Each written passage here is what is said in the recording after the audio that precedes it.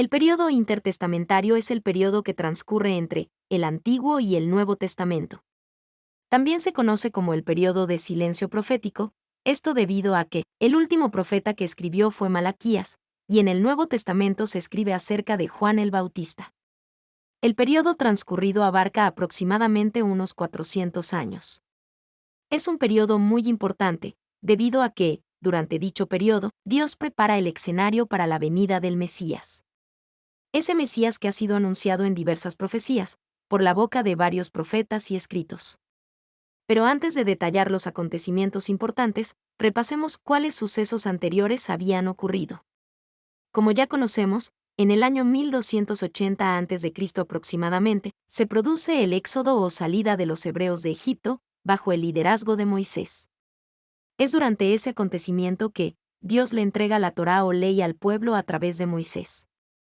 Más adelante, se realiza la conquista, por las tribus de Israel, de los territorios de la tierra prometida. Dicha tierra estaba ubicada a ambos lados del río Jordán, pero esta vez, el pueblo lo hace bajo el liderazgo de Josué, sucesor de Moisés. Josué ya ha muerto, y años más tarde, la nación ahora es gobernada por Dios a través del liderazgo de los jueces. Sin embargo, Israel pide tener un rey como las demás naciones, en tiempos del profeta Samuel. A partir de aquí, se inicia una era monárquica. Esta nueva etapa comienza con el reinado de Saúl, luego continúa con David y posteriormente Salomón. Durante este periodo, se conquista Jerusalén, hay una expansión militar y económica. También se construye el primer templo, o el templo de Salomón, ya que fue a este rey que Dios le concede dicho privilegio. Sin embargo, al morir Salomón, hay una separación, las tribus del norte se separan, nace el reino del norte o Israel, y el reino del sur o Judá. Esto ocurre aproximadamente en el año 928 a.C. Este fue un periodo que se caracterizó por la decadencia de la nación, tanto en lo político como en lo espiritual.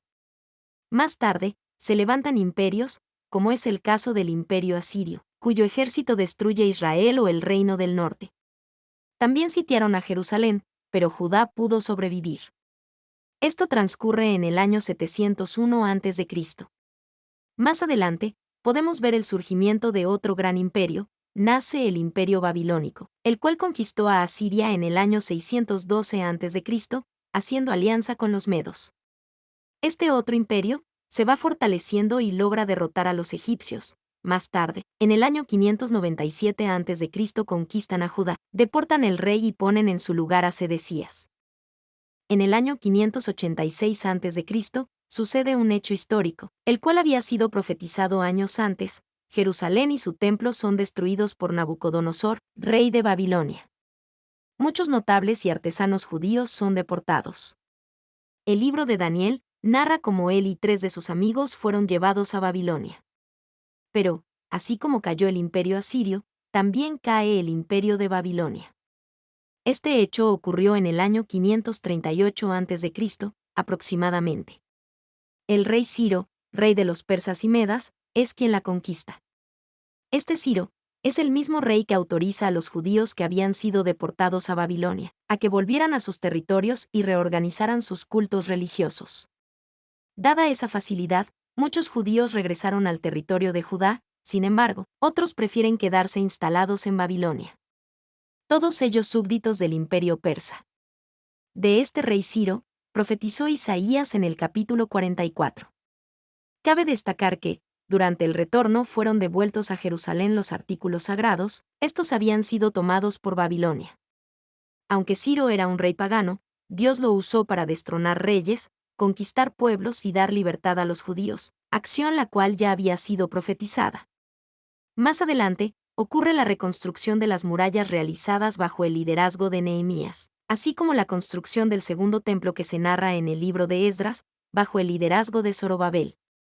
El profeta Ageo también profetizó y escribió acerca de esto. La gloria postrera será mejor que la primera, pues en este segundo templo fue que Jesús estuvo en sus atrios. El Antiguo Testamento termina o se cierra con el libro del profeta Malaquías. En ese entonces, aún los judíos estaban bajo el dominio del imperio persa, y lo fue así por un lapso de unos 100 años aproximadamente. Aunque los judíos eran un estado vasallo del imperio persa, estos permitieron que la nación fuera gobernada por un sumo sacerdote, sujeto a un gobernador persa. Cabe destacar que, durante este periodo nace la tensión entre los judíos que habían regresado del exilio y los habitantes de raza mixta de la tierra de Canaán, región que se conoce como Samaria. Los samaritanos eran judíos que se habían dispersado y mezclado con otras razas. También habían mezclado el culto a Dios con la adoración a otros dioses.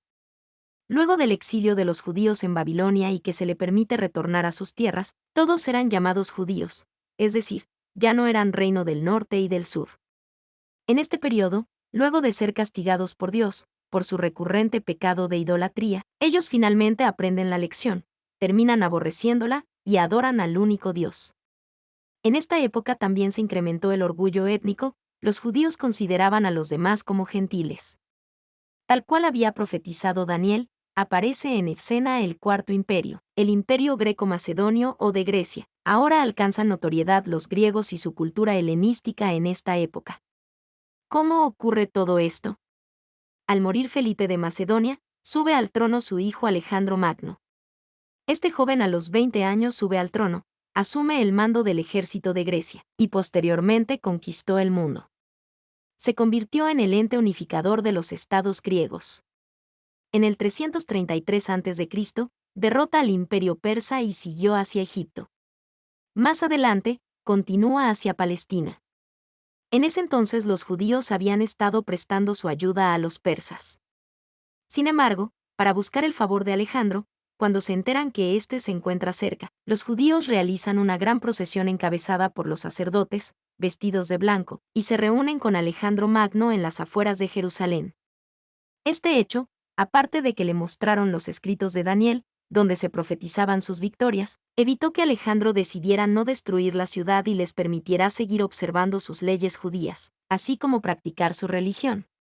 También les concedió la exención de impuestos del 7º año.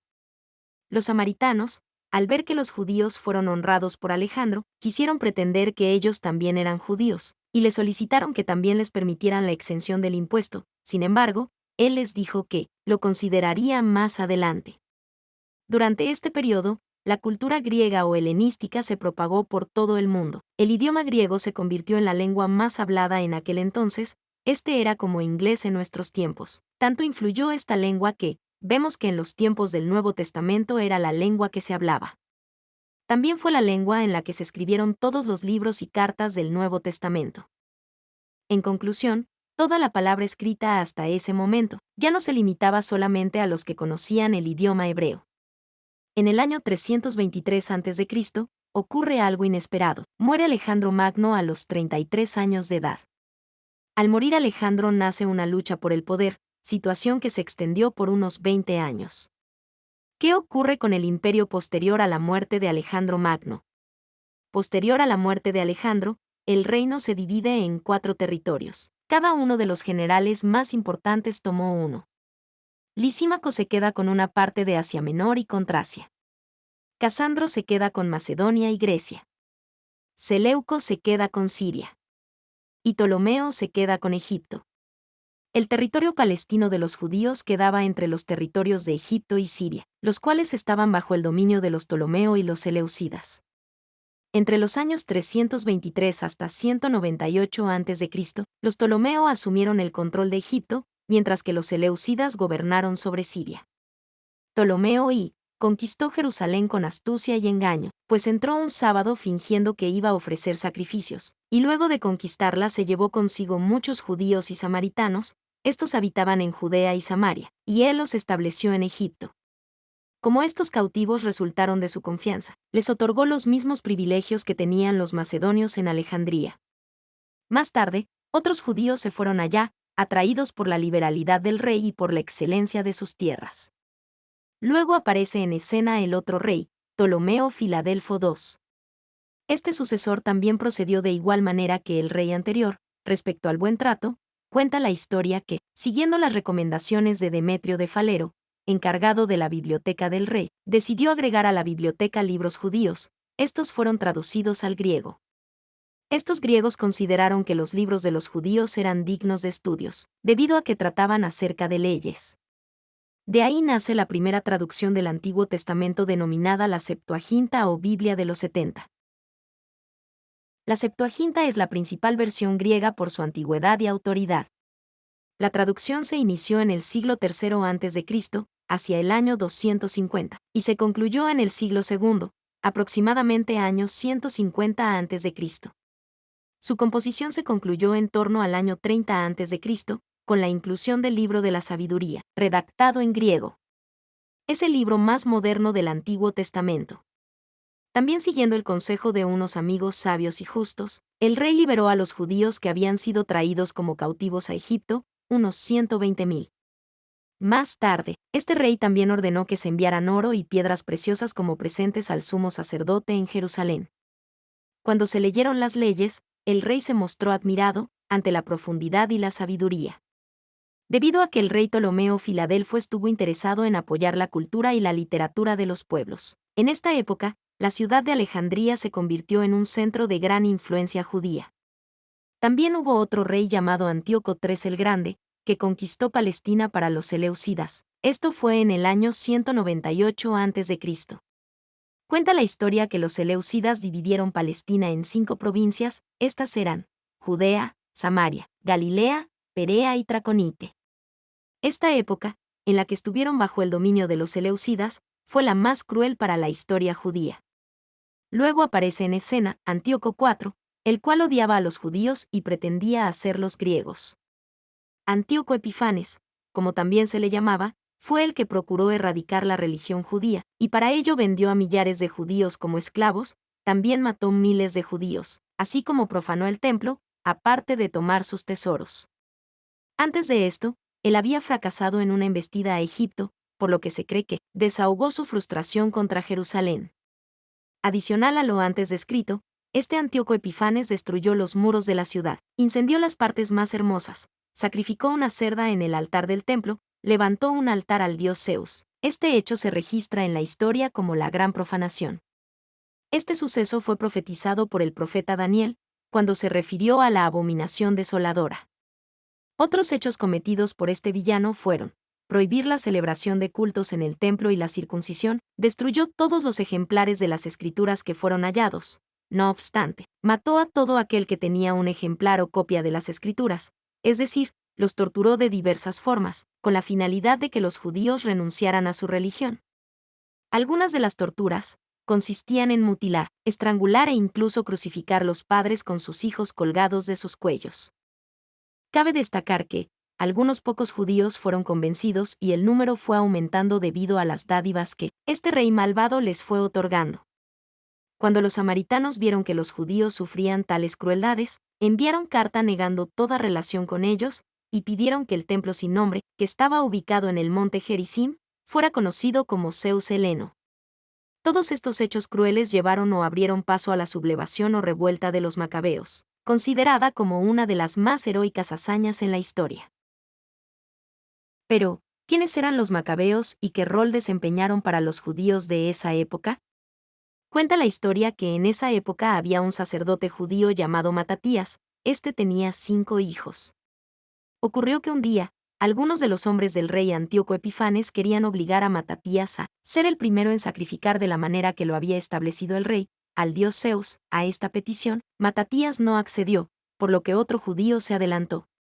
Al ver esta acción, Matatías y sus hijos sacaron cuchillos y degollaron al hombre y al oficial.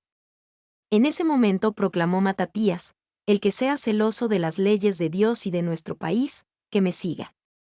Por lo que, se vieron obligados a huir al desierto. Aparte de sus hijos, le siguieron otros judíos fieles.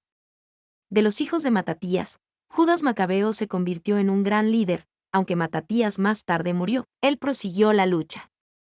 De Judas Macabeo, podemos resaltar lo siguiente: reconquistó Jerusalén. Eso fue en el año 164 a.C. aproximadamente. También purificó y dedicó el templo nuevamente al Señor. Fue uno de los mejores generales de la historia judía, ya que logró derrotar las fuerzas enemigas con un ejército menos numeroso, todo con la ayuda del Señor, a quien él atribuía sus victorias. Cuando se purificó y restituyó el templo, se hizo una fiesta que se extendió por 8 días. Esta fiesta es aún celebrada por los judíos. Se conoce como la fiesta de las luces o Hanukkah. Un año después, los seleucidas reconocen la libertad religiosa de los judíos. Judas Macabeo siguió luchando por la independencia política, sin embargo, murió un año más tarde en batalla. Tras su muerte, su hermano Jonatán, el menor, continuó la lucha. En el año 157 los sirios firman un acuerdo de paz, y posteriormente en el 152 se convierte en sumo sacerdote de Jerusalén, así como administrador de Judea. Jonatán murió en el 143, cuando fue tomado prisionero por Trifón y éste lo mata. A Jonatán lo sustituye Simón, y luego va pasando el cargo a sus sucesores, entre ellos, Juan Hircano I. Este Juan Hircano I se destacó por liberar a Judea de la influencia siria, por expandir sus dominios, incluyendo a Idumea y Samaria, así como parte de Galilea y otros territorios al este del río Jordán. También se dice que convirtió a muchos al judaísmo, gobernó a través de una corte, simpatizó por algunas ideas helénicas, acuñó monedas con su nombre, cambió los nombres hebreos de sus hijos por nombres griegos, se alejó de los ideales de los primeros macabeos, lo que hizo que fuera enfrentado por los fariseos. Sin embargo, durante su gobierno la Confederación Judía alcanzó prosperidad. A Juan Hircano I le sucedió Aristóbulo I, su hijo, luego gobierna el hermano de Aristóbulo, llamado Alejandro Jáneo, el cual conquistó y convirtió al judaísmo los territorios vecinos. Es durante su gobierno cuando el reino asmoneo alcanza su mayor extensión. Sin embargo, cuenta la historia que fue dictatorial y despiadado. Durante su reinado hubo intrigas y luchas internas. Cuando éste muere, su esposa Salomé toma el trono. Esta recibió el apoyo de los fariseos y se convirtieron en sus asesores principales. Cuando muere Salomé, sube al trono Hircano II. Esto ocurre en el año 76 a.C. Este asume como sumo sacerdote y gobernador de Judea. Sin embargo, más adelante, su hermano menor, llamado Aristóbulo II, obliga a separar el poder político del religioso. Por lo que, a partir de ese momento, Hircano II toma el poder religioso, mientras que Aristóbulo II toma el poder político. Esto lo hizo con el apoyo de un idumeo, ciudadano de Jerusalén, llamado Antípater. Cuenta también la historia que, entre los años 67 al 63 aproximadamente, se desató una guerra civil, y en el 63 un general romano, llamado Pompeyo Magno, conquistó Jerusalén. Este general romano envió a Aristóbulo II, quien estaba a cargo del poder político, así como también a su familia próxima a Roma, también envió otros judíos. Pompeyo Magno restablece a Hircano II como sumo sacerdote. El último que tuvo en el poder de la línea asmonea, es decir, sucesores o descendientes de los macabeos, fue Antígono. Este era hijo de Aristóbulo II, el mismo que en el año 40 a.C. capturó a Hircano II y se proclamó rey de Judea. Cabe destacar que, durante la época de los asmoneos, existía el Sanedrín, el cual aprobó el sumo sacerdocio hereditario, así como los gobernantes. Hubo expansión de la helenización o de la cultura griega. La posición de sumo sacerdote tenía más importancia política que religiosa. Desde Juan Hircano en adelante, hubo un alejamiento de las tradiciones judías. Sin embargo, un dato curioso es que, en esa época lograron tener o recuperar el territorio que tenían durante el reinado de David. Adicionalmente, durante esta época surgen los fariseos y saduceos. Estos eran partidos políticos. Los primeros defendían la fe antigua y los segundos eran más amante de la filosofía secular y helenista. Preste atención, a manera de recopilación, repasemos lo que hasta ahora hemos visto. Se cierra el Antiguo Testamento, en el cual los judíos están bajo el imperio persa como estado vasallo. Cuando Alejandro Magno conquista, pasan a estar como vasallos del imperio griego, también llamado greco-macedonio. Luego de la muerte de Alejandro, este es sucedido por sus generales, los cuales dividen el imperio. Más adelante, logran la independencia con la revuelta o sublevación de los macabeos y finalmente, pasan a estar bajo el dominio del Imperio Romano, cuando en el año 63 a.C. el general Pompeyo Magno conquista Jerusalén. Todos estos acontecimientos ocurren antes del nacimiento del Mesías, el cual nació en los días que gobernaba Herodes I o Herodes el Grande. Este Herodes fue declarado rey de Judea en el año 39 a.C., luego de varios acontecimientos en los cuales los judíos perdieron su independencia. Cabe destacar que este Herodes era hijo de Antípater, un idumeo, es decir, de la descendencia de los edomitas, los mismos que descendían de Edom, el otro nombre que se le da a Esaú, hermano de Jacob. Herodes I gobernó hasta el año 3 a.C. Este rey era repudiado por los judíos, una de las causas era por su descendencia, y la otra era por haber exterminado los macabeos. También fue el mismo que intentó matar a Jesús, cuando llevó a cabo la matanza de los niños, al verse burlado por los reyes del Oriente que trajeron regalos al niño Jesús. ¿De qué manera estos acontecimientos prepararon la llegada del Mesías? Son muchos aspectos, sin embargo, cabe destacar que, durante el Imperio griego se lograron grandes avances en cuanto a la literatura y el idioma. Nótese que, cuando llega el Mesías había una primera traducción de los primeros escritos sagrados de la lengua hebrea al griego, idioma que conocían todos en ese tiempo. Cuando Roma surge como imperio, el mundo de ese entonces estaba globalizado y prácticamente sin fronteras, lo cual facilitó la difusión de la fe cristiana, hablando en ese aspecto. Adicionalmente, el Imperio romano construyó carreteras, lo que hizo que esta época fuera comercial e internacional. Al unirse tantas razas y pueblos bajo un mismo imperio, ayudó a derribar barreras culturales y raciales, condiciones que iban a permitir que el mundo escuchara las buenas nuevas que Cristo traía a la tierra. Es por eso que dice la palabra, no hay griego ni judío, ni siervo ni libre. Si te gustó este contenido, te vamos a pedir que te suscribas a nuestro canal, lo compartas, haz clic en el botón de suscribirse y activa la campanita para notificaciones. Bendiciones abundantes desde Mi Sustento Blog, esperando que podamos encontrarnos en una próxima entrega.